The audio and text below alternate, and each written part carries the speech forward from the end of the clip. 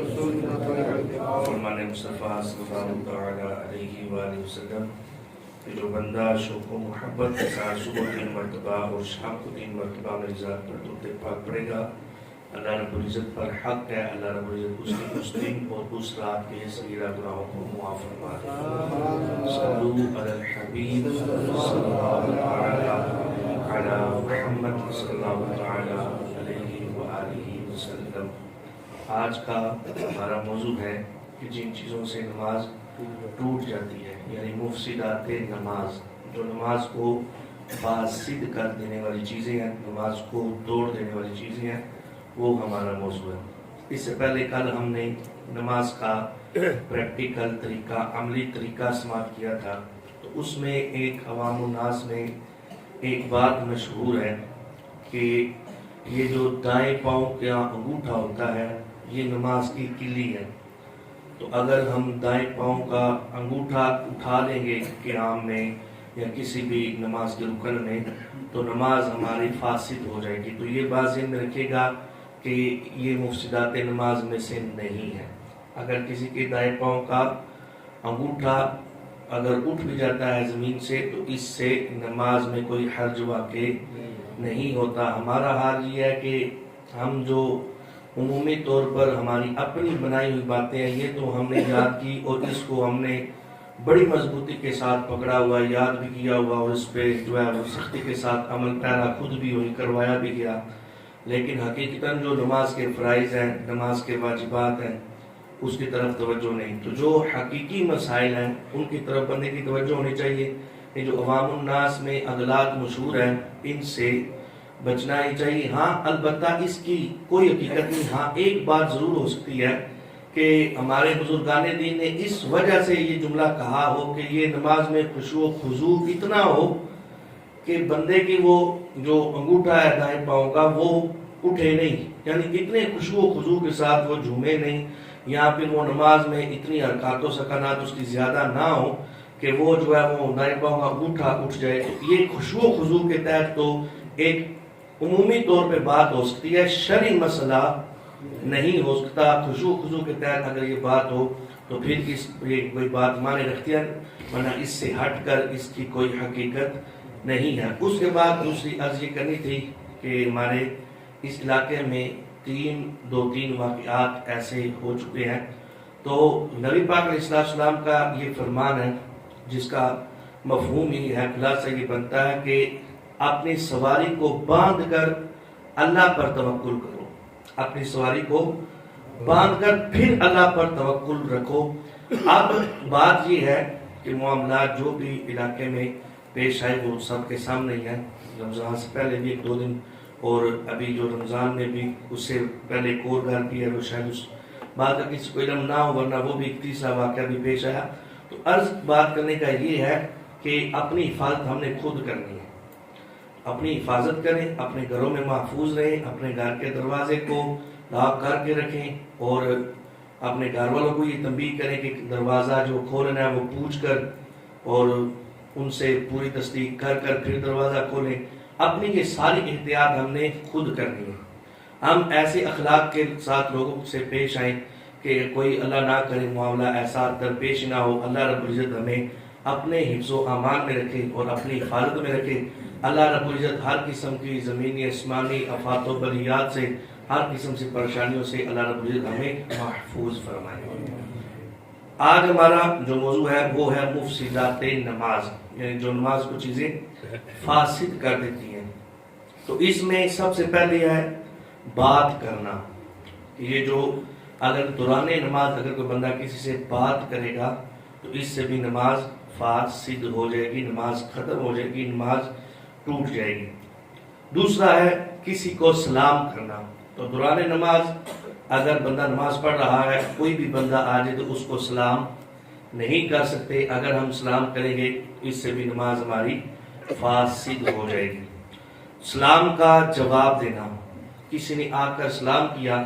تو انہوں نے جناب دوران نماز جواب دیا، تو جس نے دوران نماز سلام کا جواب دیا اس کی بھی نماز فاسد ہو جائے گی۔ اس میں ایک اور مسئلہ سماعت کر لیں کہ یہ جو نمازی نماز کے انتظار میں بیٹھے ہوئے ہوتے ہیں، ان کو بھی آ کر سلام نہیں کرنا چاہیے. یہ جو نمازی نماز کے انتظار میں ہے نا، اوپر سے اگر کوئی بندہ آیا تو بعض دفعہ ہوتا ہے وہ اتنی اونچی آواز سے سلام کرتا ہے، سارے نمازوں تک بھی آواز جاتی ہے، اور بعض احباب نماز بھی پڑھ رہے ہوتے ہیں. یہ ان دنوں ہی 3 4 5 دن پہلے میرے ساتھ بھی یہ واقعہ ہے کہ میں دوسری صاحب میں نماز پڑھ رہا تھا، ایک نمازی تشریف لائے، انہوں نے السلام علیکم.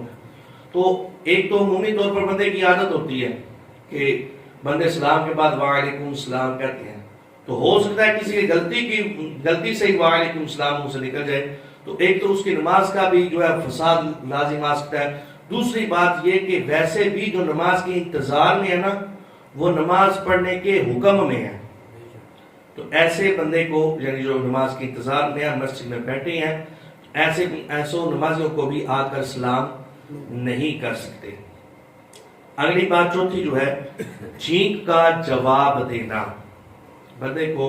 اگر چھینک آ گئی تو اس میں وہ خاموش رہے گا. ہمارے یہاں پر عمومی طور پر عادت ہوتی ہے کہ ہم الحمدللہ رب العالمین پڑھتے ہیں، بعض شکر الحمدللہ کہہ دیتے ہیں. تو نماز کے دوران چھینک کے جواب میں ہم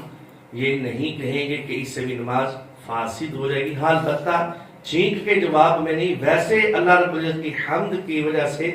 اگر ہم کہیں گے تو اس سے نماز فاسد نہیں ہوگی. آگے 5واں ہے، خوشخبری سن کر جواباً الحمدللہ کہا. یعنی جواب کے طور پر اگر الحمدللہ کہا، کس نے آگے خوشخبری دی تو آ کر خوشخبری سن کر یہ نماز میں ہی بول اٹھتا ہے، اس کے جواب میں خوشخبری کے الحمدللہ، تو اس سے بھی نماز فاسد ہو جاتی ہے، نماز ٹوٹ جاتی ہے. چھٹی یہ ہے کہ بری خبر سنی ہے یا کسی موت کی خبر سنی تو دوران نماز انا للہ و انا الیہ راجعون یہ پڑھتا ہے تو اس سے بھی نماز فاسد ہو جاتی ہے. اذان کا جواب اگر دوران نماز دیتا ہے تو اس سے بھی نماز فاسد ہو جائے گی. اللہ عز و جل کا نام سن کر جل جلالہ یا عز و جل وغیرہ کہتا ہے تو اس سے بھی نماز فاسد ہو جاتی ہے. نبی پاک علیہ السلام کا نام سن کر جواباً کوئی درود پاک پڑھتا ہے تو اس سے بھی اس کی نماز فاسد ہو جائے گی. یہ جواباً اگر جل جلالہ یا صلی اللہ تعالی علیہ وآلہ وسلم یا کوئی صحابی درود پاک پڑھتا ہے جواباً، اس سے نماز فاسد ہوگی. البتہ اس سے ہٹ کر اگر کوئی کہتا ہے تو اس سے نماز فاسد نہیں ہوگی. جواباً اگر کہیں گے نا تو اس سے نماز فاسد ہو جائے گی. پھر 10واں ہے، درد یا مصیبت کی وجہ سے الفاظ آہ اوہ اف تف وغیرہ نکل آئے یا آواز سے رونے میں حرف پیدا ہو گئے تو اس صورت میں بھی نماز فاسد ہو جائے گی. یعنی الفاظ اگر نکل آئے زبان سے تکلیف کی وجہ سے تو یہ بھی نماز کے مفسدات میں سے ہے، اس سے بھی نماز فاسد ہوگا. اگر رونے میں صرف آنسو نکلے، آواز حروف نہیں نکلے تو پھر کوئی حرج نہیں ہوگا. اگر نماز میں امام کے پڑھنے کی آواز پر رونے لگے اور ارے نعم ہا زبان سے جاری ہو گیا تو کوئی حرج نہیں کہ یہ خشوع کے باعث ہے. یعنی ایک بندہ قرآن پڑھ رہا ہے اور پیچھے جو کھڑا ہے وہ قرآن کو سمجھنے والا ہے تو کوئی جہنم کے عذابات کا ذکر آتا ہے تو یہ اس حوالہ سے روتا ہے تو اس سے نماز میں کوئی حرج واقع نہیں ہوتا کہ یہ نماز میں خشوع و خضوع ہے اس کا. تو نماز میں فقط رونے سے نماز فاسد نہیں ہوتی. البتہ رونے میں اگر آواز نکلے گی، اس کے حروف ادا ہوں گے، 2 حرف اگر ادا ہو گئے تو اس سے نماز فاسد ہو جائے گی. اور اگر امام کی کچھ الحانی کے سبب یہ الفاظ کہے تو نماز فاسد ہو جائے گی. یعنی ایک امام ہے، اس کی آواز اتنی پیاری ہے، اس کی آواز سن کر، اس کی سر سن کر ہم جو پیچھے کھڑے ہیں تو امام کی آواز سن کر ہمارے زبان سے واہ آہ یا کیا بات ہے یا کوئی بھی ایسا جملہ جو 2 حرف پر مشتمل ہو، جیسے واہ واہ اب 3 حرف پر مشتمل ہے، واو الف اور ہا، تو اس طرح کے اگر الفاظ امام کی کچھ الحانی کے سبب نکلے تو اس سے بھی نماز بندے کی فاسد ہو جائے گی. 11واں ہے، مریض کی زبان سے بے اختیار اوہ آہ وغیرہ نکلا تو اس سے نماز نہیں ٹوٹے گی. یہ بے اختیار بات ہے، یعنی تکلیف اس کو اتنی ہوئی کہ اب اس سے بے اختیار، اس نے خود نہیں کہے بلکہ تکلیف کے سبب اس کے منہ سے یہ قصدن نہیں بلکہ اس نے غیر ارادتاً اور اس کے اختیار میں نہیں تھا کہ وہ یہ روک ہی نہیں سکا الفاظ، تو اس صورت میں نماز فاسد نہیں ہوگی۔ اگر ارادتاً قصداً ایسا کرے گا تو اس سے نماز فاسد ہوگی۔ یوں ہی چھینک، جمائی، کھانسی، ڈکار وغیرہ میں جتنے حروف مجبوراً نکلتے ہیں، یہ لفظ مجبوراً نکلتے ہیں تو یہ بھی معاف ہے۔ اگر قصداً نکالے گا تو اس سے نماز فاسد ہو جائے گی، یعنی اس کو چھینک آئی یا جمائی آئی، اب وہ چھینک کے جواب میں نہیں بلکہ اس کے منہ سے نکل جاتا ہے، یا کھانسی وغیرہ آتی ہے تو اس میں آواز پیدا ہو جاتی ہے، ایسے الفاظ پیدا ہو جاتے ہیں لیکن اس کا ارادہ نہیں تھا، اور جمائی آئی۔ تمہارے یہاں پر عمومی طور پر جمائی لینے کے بعد عوام آواز نکالتی ہے، بعض احباب کی عادت ہوتی ہے، تو جمائی کے بعد جو آواز پیدا ہو اگر تو وہ غیر ارادتاً ہو تو اس میں حرج نہیں، مجبوراً نکل آئے الفاظ اس کے تو اس میں حرج نہیں۔ اگر قصداً ایسا کرے گا تو اس سے بھی نماز فاسد ہو جائے گی۔ آگے پھونک میں اگر آواز نہ پیدا ہو تو وہ سانس کی مثل ہے، نماز میں اگر پھونک رہا ہے تو اس سے آواز پیدا نہیں ہوتی تو یہ سانس لینے کی مثل ہے، اور اگر قصداً پھونک رہا ہے یعنی کوئی ضرورت بھی نہیں تھی،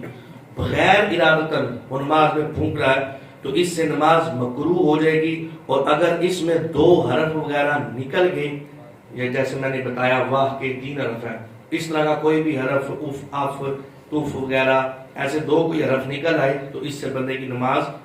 فاسد ہو جائے گی۔ 13واں ہے کھنگار میں جب 2 حرف ظاہر ہوں جیسے اخ وغیرہ تو اس سے بھی نماز فاسد ہو جائے گی۔ بات کی سمجھ آ رہی ہے؟ تو اس سے علاوہ اگر عذر کے سبب یا اس کی طبیعت کا تقاضا یہ تھا،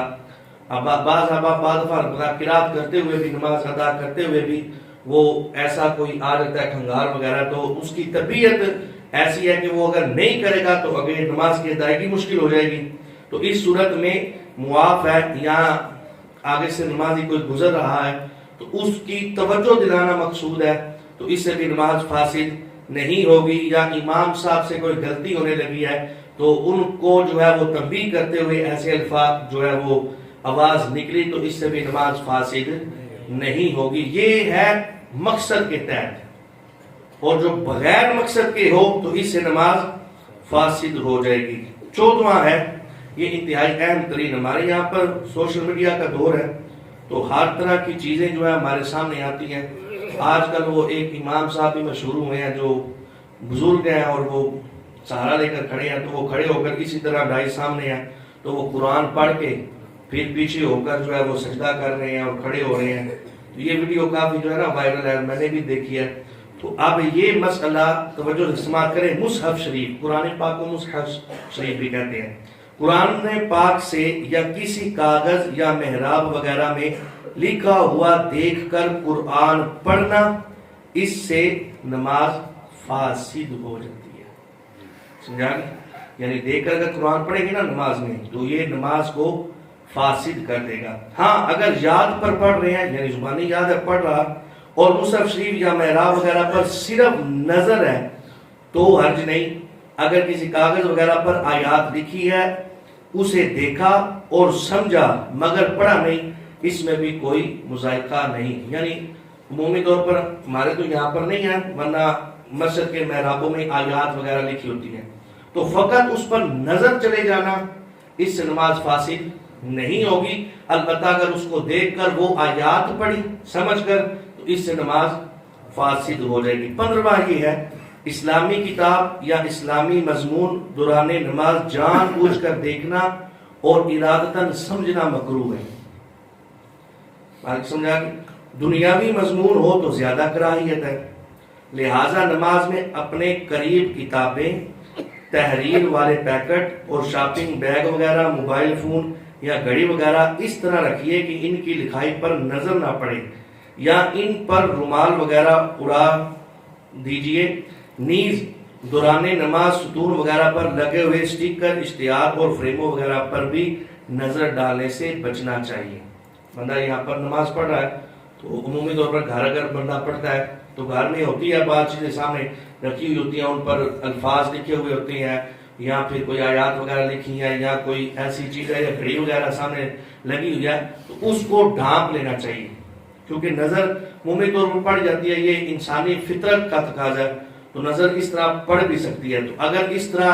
نظر پڑ گئی اور آپ نے اس کو دیکھا، پڑھا، سمجھا، یعنی اتنی عبارت لکھی ہوئی تھی اور آپ نے دیکھی اور اس عبارت کو آپ نے سمجھ لیا کہ یار یہ وہ والا واقعہ ہے، پیاسا کوا لکھا ہوا ہے سامنے، تو آپ نے جناب دیکھا پیاسا کوا وہ ایک دفعہ اٹھ کر گیا، تو وہ مفہوم سامنے آ گیا، سمجھ آ گئی، ارادتاً اس کا جو ہے وہ پورا سکیچ بھی ہمارے سامنے آ گیا، تو یہ ارادتاً پڑھا جا رہا ہے، تو یہ نماز کو مکروہ کر دے گا۔ تو اس سے جو ہے وہ بچنا چاہیے، سامنے کوئی ایسی چیز بھی نہ ہو جس پر کوئی تحریر وغیرہ ہو کہ یہ نماز کے خشوع کے بھی خلاف ہے اور جو ہے نماز کو فاسد بھی کر دیتا ہے۔ دعا اللہ رب العزت، یہ 15 ہم نے سماعت کر لی ہے، پیچھے 14 رہ گئے، وہ انشاءاللہ ہم کل سماعت کریں گے، کیونکہ کل بھی ہمارا یہی موضوع ہے۔ تو یہ مفسدات نماز میں جو ہم نے چیزیں پڑھی یہ انتہائی اہم ترین ہے، اور الحمدللہ ہمارا یہ جو نماز کورس وغیرہ کا سلسلہ اور ڈیلی ہم جو ہے لیکچر وغیرہ سماعت کر رہے ہیں، یہ اللہ کے فضل سے کل ہمارے علاقے کے ہی الحمدللہ 38 بچوں نے، یہ جو پیچھے ہمارے 14 لیکچر گزر گئے، 15واں تو کل تھا نا، کل کا وہ شامل نہیں تھا، پیچھے 14 لیکچر ہم گزر گئے، 14 رمضان مبارک کے جو 14 درس ہوئے، یہ جو ہم نے سماعت کی الحمدللہ 38 بچوں نے کل ان 14 لیکچروں کا ٹیسٹ بھی دیا ہے، اور اس میں ایک بچہ ایسا ہے جس نے 100% نمبر حاصل کیے ہیں، اور 2 بچے ایسے ہیں جنہوں نے 99% نمبر حاصل کیے ہیں، یعنی اتنے لگن اور پیار کے ساتھ ماشاءاللہ انہوں نے تیاری کی اور سمجھا اس مسائل کو جو ہم نے آج تک سمجھے نہیں اور توجہ بھی نہیں کی۔ تو الحمدللہ اسی طرح کا بچوں نے کافی محنت کی، 80 سے زیادہ 90 سے زیادہ نمبر اکثر بچوں نے حاصل کیے ہیں، تو یہ الحمدللہ ہمارے علاقے کے لیے یہ اعزاز ہے۔ یہ کل کے آنے والے مستقبل میں ہماری رہنمائی کریں گے، یہ انشاءاللہ باعمل عالم دین بنیں گے، انشاءاللہ باعمل حافظ قرآن بنیں گے۔ انشاءاللہ ہم نے جو نیت کی تھی آج سے کئی سال پہلے میں نے اعلان کیا اور آج بھی اعلان کرتا ہوں، انشاءاللہ ہمارے اس علاقے میں ہر گھر میں ایک حافظ اور ایک عالم دین ہوگا۔ دعا ہے اللہ رب العزت ہمیں اس پر استقامت عطا فرمائے، ہمارے اس مشن کو اللہ رب العزت جاری اور ساری فرمائے، اور اس مشن پر پورا کرنے کی اس کو توفیق عطا فرمائے، آمین وجہ نبی الامین۔ اطفی بها حر الوباء الحاطمة المصطفى والمرتضى وابناهما والفاطمة